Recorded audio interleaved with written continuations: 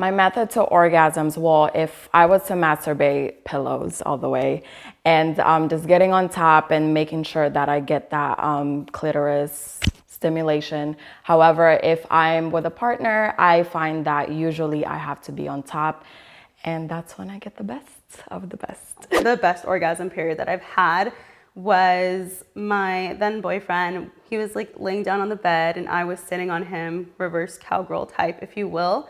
And so he was penetrating me from behind and he just like reached around and was like playing with my clit. And it was totally unexpected and it really just did it for me. And I just like squirted everywhere and we just kept going and it was great. By myself, I find that nipple stimulation and clitoral stimulation is the best. I'll hump a pillow and that's always nice. With a partner, I prefer someone who's gonna get a little rough with me. I would like to lose a little bit of oxygen, so choke me really, really hard, and that'll be an explosive experience. I orgasm from a large vibrator that can double as a back massage or anywhere massager, and I put it on my clitoris. And I usually stay in one position so I could feel a little bit of pain, and then I would hold my breath and I would orgasm from that. I like to have clitoral orgasms when I'm with myself, when it's just direct contact and this motion. But I like to get creative. I also like shower heads or any hard surfaces. What do you mean by hard surfaces? Like, okay, so I know. So I like the bathtub ledge. I'll get a towel and I'll put it on so it's not like so hard, and I'll just like straddle it and kind of just like go back and forth with that. Oh, wow. Yeah, it's nice. Oh my God, that was perfect. Oh, hey there, lovers and friends. This video is sponsored by Lovers. And for nearly 40 years, this family of stores has been working to empower incredible sexual experiences. And in layman's terms, they are an adult toy store that is inclusive and has all the tools you need to get your rocks off while being affordable enough where everyone can keep the lights on. They have a really long list of products that they carry, so I'm just gonna go ahead and read them off. Condoms, lubricants, lingerie, hosiery, dildos, vibrators, anal stimulators, massagers, masturbators, penis rings, penis pumps, strap-ons, gender affirmation products, sex swings and other furniture, a range of kink products, massage oils, CBD, books, games, and more. If you want to learn more about them, go into the info box. I actually have a special offer down there as well too that you can take advantage of. But if you're not really quite sure what to get when you do go there, this video will definitely get you inspired. I spoke to 5 different cisgender women about orgasm. Literally, we talked for an hour. I cut it down, but that's how much we had to say. But first thing is first, we had to start at the beginning. What was your first orgasm? I was maybe around 10, maybe 10 or 12 or 11, one of those times, and I was in the bathroom. And you know the bottom part of the bathroom where you fill the tub up? I went underneath there. And when I mean, I used to take the longest showers in the world. Water masturbation is such a really great way for women to understand the differences, because I know exactly how you orgasm once you set the faucet. Yeah. And I know some people who need, like, I was a showerhead queen, like just the singular stream, or if you put me in like a hot tub alone, that's going to the side. I had my first orgasm when I was fairly young, so I'm really relieved that you guys was 10 and 11, because I just remember being like, I want to say maybe 7 or so. My dad would fill up the pool with a water hose. And so I would just get the water hose and like, it felt really nice, like pouring water, like while submerged in water. And then I would put it on my clit and I would just be like, wow, this was really good. And then I had no idea what it was, but I just knew it felt really good. So I told my sister, who was 2 years older than me, and I was like, Ellie, you really have to try this. It feels so good. And she looks at me and she goes, that's not good, don't do that. And then I asked, oh, yes it is, try it. I was like, you have to try it. And then so like after that, I was just like, oh, I guess I'm not supposed to do this sort of thing, it's bad. And after that, I didn't really masturbate or anything until I was like 18. And with Tumblr, I would watch like videos and just copy what they're doing, and then I reached climax that way. It's kind of interesting to think like where we get this idea that masturbation is bad and self-pleasure is bad. For me, I just I grew up the same way. I grew up in like a Christian household, and it wasn't it's a sin to masturbate, and that was like so much pent up guilt from the age of like 11 up, and I just like humped a pillow. That was my thing. I just wanted to rub something. Yeah, I would have to get a specific type of pillow, not just like Yeah, like it was a you were firm saying. pillow. It had to be a firm pillow, kind of small, so that it was like I could fold it if I needed to. It just had to be hard and just like, yeah, I don't know. I couldn't do like a soft pillow. That's crazy. Well, my story, I feel like it's like a bit of each of yours, but definitely like started rubbing on stuffed animals when I was like 9-10ish, like that age. Nothing really came from it. I would say for me, the very first time I masturbated, I was about 11, 12, I want to say. I just researched like sexual pleasure, like what is it called? And So then you looked it up first? I looked it up, and I actually grew up in the Philippines, and I went to an international Catholic school in the Philippines, so that was like a no, you know what I mean? So yeah, I had everything that I learned about sex was through experience, and also, you know, from my big sister and your channel, honestly. I was waiting for that plug. She didn't mention did you do insertion? Did you do clitoral stimulation? You know what? It was clitoral. What I think is really impressive here is that we have 5 women who all came to orgasm on their own terms. Because I speak to so many women who they have a partner who's the first person to get them there, that they don't ever touch, explore. So how do you think you found that permission yourself to say, this is a part of me that I want to actually understand myself? I think I've just always been curious about myself, and like it really like blows my mind because I have friends who like don't masturbate at all. They don't, like, how are you supposed to have sex with another person, give yourself to another person if you don't even know that anything about yourself? Like some of my friends, they don't even like look at their vaginas in a hand mirror. Like they have this shame of like they don't want to look at it. It's scary. They don't want to touch themselves. It's scary, and I think it's crazy to me because like you should be like self-love. Like an orgasm is the best thing you can give yourself. So we covered the group's go-to orgasm, then we discussed their first. So naturally, I wanted to hear about their best. I think my best one, I was with my ex, and he had me bent over a chair, and there was a belt around my neck, and he was holding the belt while he was behind me. The combination of sex and pain together makes it just explosive for me, but that was one of the really good ones. Wait, I want to back up. For me, not for you, but you reminded me of something. You said the belt. I think too, my explosive orgasm probably comes from when I should not be having sex in certain places. So I'm a bit of an exhibitionist, and I like to toe the line. Yeah. See, mine would be the opposite. Like, I like to just be as loud as I fucking can, and just like, you know, for not have to worry about is someone gonna fucking walk in. I don't know, like I just hate like being worried about my surroundings. But my best orgasm recently was with my ex, and my most recent ex, and I was on top. We were at his house, and I don't know, like he kept telling me hold it, and I like that. Like I like that thought of resistance, but like breaking the rule kind of in my head, like no motherfucker, I'm still gonna do it. And then and then we ended up like coming at the same time. So I think that was like one of my most beautiful experiences. That's why I think like the mind is so so much more powerful. Like sometimes putting yourself in a situation that will like get you there, or like the idea of something will like get you there. But my most powerful orgasm was like when my ex at the time, we were like doing it in his car, and then he had like made me squirt, and then started penetrating me, and like it was so powerful that I actually started crying. Oh my god, yeah. I want to get to that. It was like so intense that I was just like sobbing, and like I think also the idea of him like talking dirty to me was like also like, oh my god, like in my head, like oh my god, this is so hot, like it's gonna happen, and it was just What's an unexpected way that you have experienced pleasure that you were like, that was fascinating? I was going down on this girl. I was pleasuring her, eating her out, and I came from that. It was amazing, and just out of like I didn't know that could happen. And then it started happening more often than not, where I would be pleasuring somebody else, and I would come from that. I agree. So yeah. We kind of touched on it earlier, but like nipple play, it's something my ex-boyfriend and I did like, well, you know, he gave some attention to the titties every now and then, but like this one time, I don't know what the difference was, but it just like did it for me, and Yeah, same with me. orgasm for me. I was not expecting to do that. So. I'm in the power play mode with you. I like to like, for me, it turns me on when like I know it's just a good feeling when like you just hear that fuck underneath your breath. Yeah.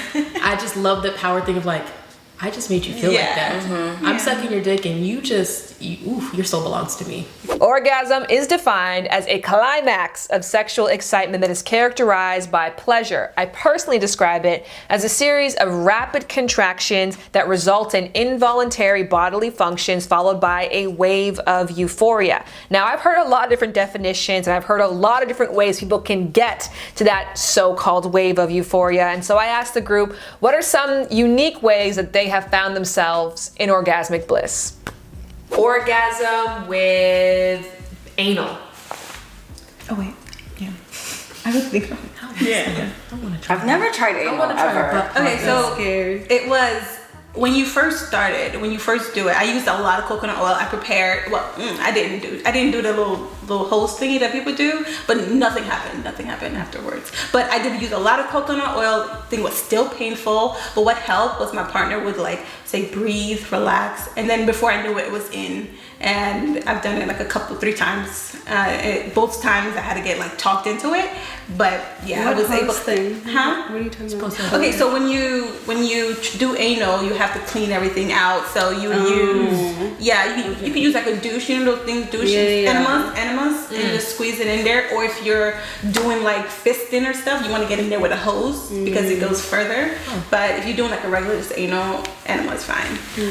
But yeah, it was amazing, like the anal plus the clitoris stimulation or like internal, girl. Yeah, because I've heard about like you stick a butt plug up there and then like someone's fucking you, like that's supposed to be just a prime orgasm. It didn't do anything for me. I did that before, but the anal with the combination of, clitoris. Have you tried beads? No, I have a whole bunch of butt plugs though. I haven't tried beads yet. Beads incredible because it's it's the pulling as well too. It's the really long area. Orgasm from just nipple play alone. So I had my nipples pierced for a really long time and then I unpierced them, but they stayed stimulated, like just stayed extra sensitive. So now they're just like all the time, just, oh really? I can put a bra on and be like, ooh. Orgasm while you sleep. Like I've been waking up mad confused sometimes. Like, that dream. Like, was that a dream? Yeah. You like try to go back to sleep. And like, and then when you go to the bathroom, like right when you wake up, I'm just like, what the fuck did just happen? What did you do? And then I try to remember my dream and stuff. Multiple orgasms. Yeah. Are you guys a preferred? I can multiply orgasm. It's never my preference. I just prefer my one because my second is just a little bit uncomfortable, a little bit painful. It's so sensitive. So it's so sensitive. I think it's because it's clitoris. So clitoris, like if you come from a clitoris stimulation, if you try that again, it's very uncomfortable. But if you come from being penetrated, you could have multiple. Because I've had 8 orgasms in one time. I was with my ex-girlfriend at the time, and I could have kept going, but she was tired. Okay, so clarification. Squirting, orgasming, like is that the same thing or like is it 2 different things? It can be. It's a type of orgasm. Yeah, Okay. but it's not. Because I definitely know people who can squirt independently of sexual pleasure. Yeah. Independently of an orgasm. It's just like something that they can do. Okay. So some people it is linked directly. Some people it doesn't happen at all. I mean, you can. That's just interesting to me because you said like after your second one, like you're done. Like I've had instances where it's like, no, I need like my 7th one and then I'm done. So I didn't even, like that's just interesting to me. Is that from clitoris or Yeah, from clitoris. Okay. Yeah. I think that's the thing too with women. Like we have this special pressure around like the how and the when and the where and like what happens after an orgasm. Where it's just like you did it. Yeah. You know, like with a dude, we're not like, well, was it this kind of, was it squirting or was it an extra double boner? Did you have sex? It's just like you experienced pleasure and you liked it. Like my job is done. I feel like guys like more squirting orgasms because it's like a visual representation of a woman. Like, oh yeah, I did that. Yeah, like, and I know oftentimes I've had multiple guys that like really can't even tell if I've orgasmed or not because me, a squirting orgasm versus like clitoral orgasm or penetrative orgasm, like they're all different. But I don't really like squirting orgasm because it's like messy and I'm like trying to sleep in the bed and like, I don't really want to deal with that. And so, but when a guy figures out that I can squirt, they'll like, that's what they want. You know that one credit card company that asks, what's in your wallet? Well, I want to coin the phrase, what's in your box? Not like your Genital box. I meant your sex toy box. What toys, what tools, what's below the bed tucked down there behind that one pillow? Let me know what's in that. So I have this 18-inch like double-sided dildo. I haven't used it on anyone yet, but I just bought it. It's like pink. It's so super cute. I have a lot of butt plugs. I have a tail. It's a butt plug connected with a foxtail. Super cute. I got chokers, nipple clamps, whips, belts. I feel like I'll probably get at least one toy now that I'm newly single and like had that taste and I need my fix, you know. I have one toy that I've had since I was like 18 and it hasn't failed me, so I'm like, but I'd be down to like, oh, and I also have a butt plug, and I've gotten creative with like household items, but other than that, I've just had that one toy because when I masturbate, I generally like to just do clitoral orgasms. I haven't tried any toys actually, so. I do it. I use my toys even with partners. Like I Yeah, do my you think toys that there's is a just big there. link between the fact that there's a disproportionate amount of women who don't orgasm regularly during sex, and then women who aren't coming prepared to have the kind of sex that they want? It's like a toy is almost like your fail-safe opportunity to say like, this is what's going to work. Why do you think that there is some stigma around women using toys? Well, during sex, it's like the guy can't get it done, or at least that's supposed to be the feeling, which it shouldn't be. You should be able to take that toy and be like, no, I'm gonna make you feel this way with me and the toy. But it's not always like that. There's like that disconnect of like, well, if I can't make you come, I'm not a man. If I can't make you come, then like I didn't do my job right as a partner. You can't really talk about physical pleasure without discussing the mental. So I asked the women how much what up here played a role in what happens down there. How important is the mental in your ability to orgasm? Very important. Is it 80? Is it 50? No, 100%. I'm Yeah. like, this is what we're doing right now. This is all we're doing. Then we can do whatever else we need to do. Yeah. Like, the goal is to squirt, whatever. Like, that's all. Like, all in. Yeah. Mine wasn't before. It wasn't that important. My mental, because I never had a problem with orgasming ever since I was little. But like recently, now it's like mental is 100%. You know, I need that mental connection or that mental to orgasm or to. Oh, that's what you meant. That's what you meant, right?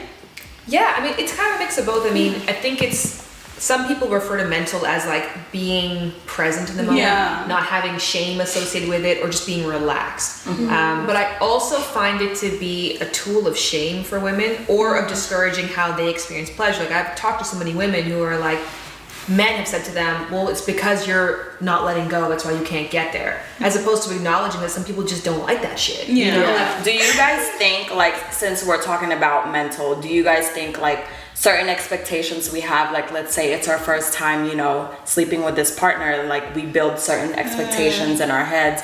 Do you think that kind of like disappoint us at some point? I think what ruins my expectations oftentimes is like sexting that person prior to like having intercourse with them. Yo. Like he's like, oh, I'm gonna eat you for hours, and like I'm gonna do this and this and this, and when it gets down to it, he just like puts it straight in. And so it's like super upsetting. But I think that like it's more fun when you just like have those expectations for yourself. Like when you're just like, oh, I know I'm gonna be good at this. Yeah. I'm just gonna focus on like myself, my own energy with this person, and like kind of like helps. I think a big mental thing that I used to have is my own internal clock of like, I'm taking too long.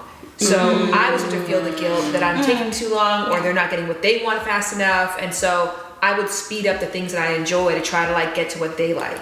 And once I stopped doing that, things got better. So a lot of it was the own guilt I was putting on myself. Yeah. I had a partner who would literally tell me like, did you come yet? Or like, or he said, oh, my hand's getting tired. I was just like, you just like put so much pressure on me to orgasm rather than just enjoying the experience of like making something pleasurable for a person. And I think that's just like, that kind of like completely turns me off from like that mindset of like having to orgasm. And again, with the mindset, like I when I masturbate, I tend to like go back and forth from like using porn and just using my imagination, because sometimes like if I'm just like focusing on orgasming myself without watching porn or anything, it makes it a lot easier to orgasm. No, okay, this is like taboo. People are gonna see this, hello. But I like to watch lesbian porn. Same, yo! Durex Canada came out with a stat that said that only 26% of women in heterosexual relationships achieve orgasm regularly. But after watching this video, it might seem like people are just orgasming every single time the wind blows. And of course, that couldn't be further from the truth for a lot of people. Many people that I've spoken to have a very difficult time achieving orgasm with a partner and even sometimes alone. So I wanted to ask this group, who seems to know something really special that a lot of us yet haven't found for ourselves, what advice they would give to someone who's having a difficult time clearing their own path to pleasurable bliss. I would say get to know your body first before you give that power to someone else. Because, you know, it's so important to know what we like and then be comfortable enough to tell our partners like what works for us and what doesn't. And, you know, same thing with them. Like if ever you have a partner, ask them what they like as well. And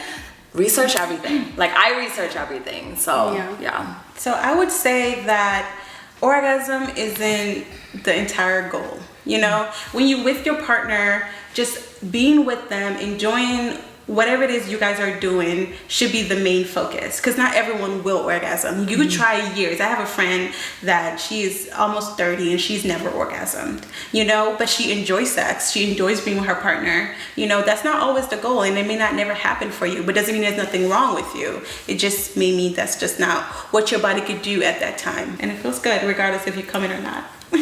I think that just keep learning about yourself and, like, you know, keep educating yourself. Like you said, sometimes I would watch like videos that I didn't even think I would be into that, and it helps arouse me, and like just keep exploring and educating and learning more about what you like. I mean, I've actually had an orgasm from a cycling class that I did, which like I wasn't even trying, and that happened. So just be aware and like not just stop putting so much pressure. I say, let it happen. So I have a friend who she would get to like right at the edge of orgasming, and it would just be such an intense feeling. She didn't want it anymore, so she would stop. So if you feel that, just go with it. It's supposed to be kind of an intense feeling. It's going to be an intense feeling, but it's not going to be an intensely bad feeling necessarily, unless, you know, you've got a little bit of trauma and other things, factors that go into that. But just let yourself experience that. Don't try to stop it. Don't try to control it. Yeah, don't try to control it. You have to let go of that control. And that's pretty scary for a lot of people. One more thing. If you're blindfolded and with earplugs, you can't see or hear what you're doing, and that would take away all the stress. Oh my God. Just saying. And that is the end of the video. I want to say a big shout out to the women who took part. Those who wanted to include their socials, you can find them in the info box below. And while we're talking about what's down there, I got to shout out our sponsor one more time, Lovers. Please go and check out their store, specifically the private label, which is incredible, chic, and really, really fun and surprising. But all in all, you can go down there to find your needs to whatever your specific sexual fantasies or desires are. They probably have the tool that is best priced and best suited for you. In the info box, I want to continue this discussion. Of course, please let me know what is your go-to way to orgasm. And if you didn't hear it in this video, more reason to write it down below. But also, I would love to know what surprising sex toy recommendation would you make that has really done wonders for you. Yeah, I used to think about you when I had no